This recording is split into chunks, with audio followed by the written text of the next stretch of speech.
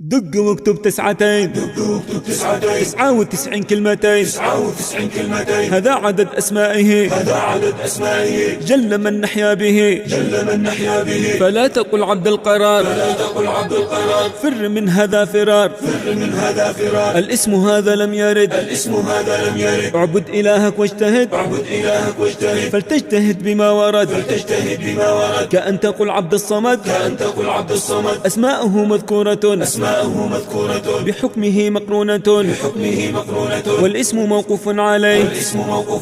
فلا تضف شيئا إليه عبد الولي الاسم هذا لك ولي ولا تقل عبد ربل غلط هذا هبل عقيدتك يا محترم ما هي شذر مذر برم